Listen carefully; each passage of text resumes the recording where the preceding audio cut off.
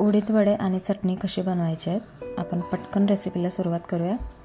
त्यासाठी मी थोडंसं तांदूळ घेतले, याची बारीक पावडर करून घेतली आहे मिक्सरमधून। याच्यामुळे उडीद वडे कुरकुरीत होते। डाळ मी 6 तास भिजवून घेतली आहे, तीच आपण आता मिक्सरमधून फिरवून घेऊया। खूप बारीक नाही करायची, थोडीशी जाडसर राहू द्यायची, बघू शकता।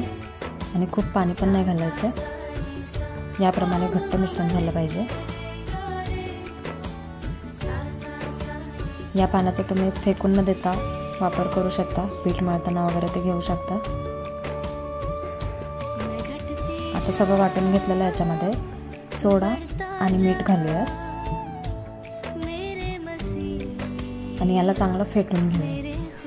चांगलं फेटून घेतल्यामुळे त्यातले सगळे बबल्स निघून जातात आणि आपलं पीठ खूप छान तयार होतं, त्यामुळे वडे पण खूप छान होतात।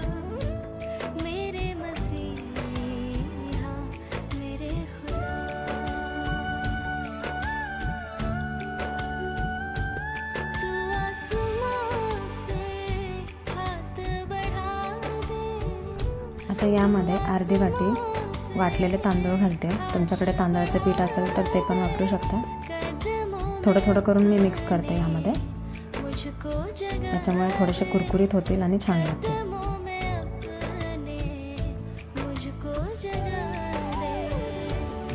आता मी यामध्ये भरपूर बारीक चिरलेली कोथिंबीर घालते आणि 1 चमचा जिरा, हे दोन्ही मिक्स करून घ्यायचे। हे दोन्ही पण अगदी ऑप्शनल आहे, नाही घातलं तरी पण चालेल, किंवा याच्या ऐवजी ओवा थोडासा हातावर चोळून तो घातला फक्त तरी पण चालेल। सगळं मिक्स करून घ्यायचं आहे। खूप छान मिक्स झालंय, खायला पण खूप छान लागतात, एकदा नक्की ट्राय करा। त्यासाठी थोडंसं तेल घालून आपण गरम करून घेऊयात तेल आणि यामध्ये वडे सोडूयात। चम्मचने किंवा हाताने करू शकता, किंवा मग आपण उडीद वडे जसे बनवतो हातावर तसं करून टाकले तरी पण छान होते।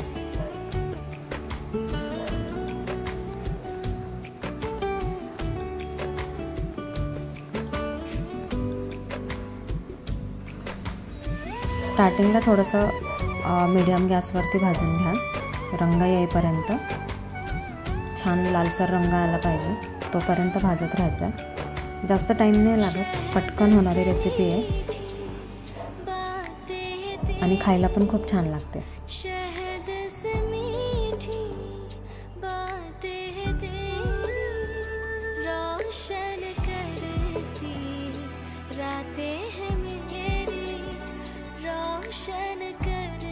मस्तच दिसतात। चला आपण चटणीची तयारी करूया। त्यासाठी मी हिरवी आणि लाल मिरची घेतली आहे, त्याच्यामध्ये अर्धी वाटी खोबऱ्याचा खीस घालते। ओल्या नारळाचा उपयोग केला तरी पण चालेल, आणि अर्धी वाटी भाजलेले शेंगदाणे, ते मिक्सरमधून थोडंसं पाणी घालून वाटून घ्यायचं आहे। ते साईडला काढून त्यामध्ये थोडीशी फोडणी घालायची। फोडणीमध्ये जास्त काही नाही आहे, मोहरीचा तडका दिला आहे, त्यामध्ये कढीपत्ता आणि काश्मीरी लाल मिरची, थोडीशी हळद घालून मिक्स केलं आहे। तीच फोडणी यामध्ये घालून चांगलं मिक्स करून घेतलं। आपली चटणी मस्त तयार झाली आहे, दिसायला पण खूप छान दिसते, रंग पण खूप छान आला आहे, खायला पटकन घेऊ शकता। आणि हां, सबस्क्राईब करायला विसरू नका, मला कमेंट करून नक्कीच सांगा कसा झाला।